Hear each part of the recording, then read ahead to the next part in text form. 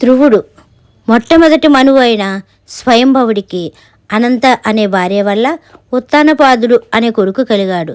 అతనికి 2 భార్యలు. పెద్ద భార్య సునీతకి పుట్టినవాడు ధ్రువుడు. రెండో భార్య అయిన సురుచి ఉత్తముడు అనే కొడుకును కన్నది.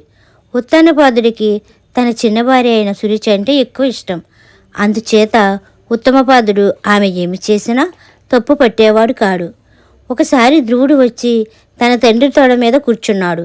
అది చూసి సురుచి వచ్చి, అలా కూర్చునే అర్హత నీకు లేదు, అది నా కొడుక్కి మాత్రమే ఉన్నది. అలా నీ తండ్రి తొడ మీద కూర్చోదలిచినట్లయితే నువ్వు నా గర్భాసన పుట్టి ఉండవలసింది, లే అని ధ్రువుణ్ణి ఉత్తానపాదుడి తొడ మీద నుంచి లాగేసింది. ఇలా చేసినందుకు ఉత్తానపాదుడు సురుచిని మందలించక ఆమె చేసిన పనిని ఆమోదించిన వాడిలాగా ఉండిపోయాడు. ధ్రువుడికి చాలా కోపం వచ్చింది. అతను వెళ్ళి తన తల్లితో జరిగిన సంగతంతా చెప్పాడు. కానీ భర్త అభిమానాన్ని సంపాదించడంలో ఆమె సవతితో పోటీ చేయలేని నిస్సహాయురాలు. తన తండ్రి ఇంట తనకు స్థానం లేదని నిశ్చయించి ధ్రువుడు తల్లి అనుమతితో తపోవనానికి వెళ్ళాడు. అక్కడ అతను సప్తఋషులను కలుసుకుని వారి నుంచి తపస్సు చేసే విధం తెలుసుకుని విష్ణుమూర్తిని గురించి తపస్సు చేశాడు. అతనికి విష్ణు ప్రత్యక్షమై వరాలిచ్చాడు. తన కొడుకు విష్ణువు వల్ల వరాలు పొంది తిరిగి వచ్చాడని తెలియగానే ఉత్తనపాదుడు పరమానంద భరితుడే ధ్రువుడికి రాజ్యాభిషేకం చేసి తాను తప చేసుకోబోయాడు. ఆ విధంగా ధ్రువుడు తన తండ్రికి తానే ముఖ్యమైన కొడుకుని అనిపించుకున్నాడు.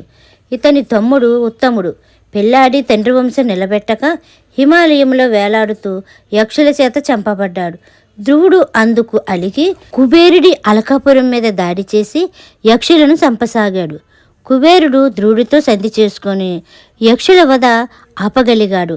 ధ్రువుడికి చాలామంది భార్యలు. వారి వల్ల అతను అనేక మంది కొడుకులను కని తన తండ్రి వంశాన్ని పెంపొందించాడు. ఇతని భార్యలో ఒకరితే ధన్య. ఆమెకు కలిగిన కొడుకు శిష్టుడు. సింసుమారుడనే రాజు కూతురు భ్రమి ధ్రువుడి భార్యలో మరొకరితే. ఆమె కుమారులు కల్పుడు వత్సరుడును.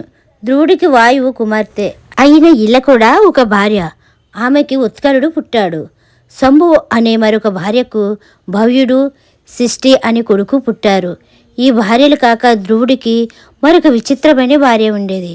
ఆమె అతని నీడే.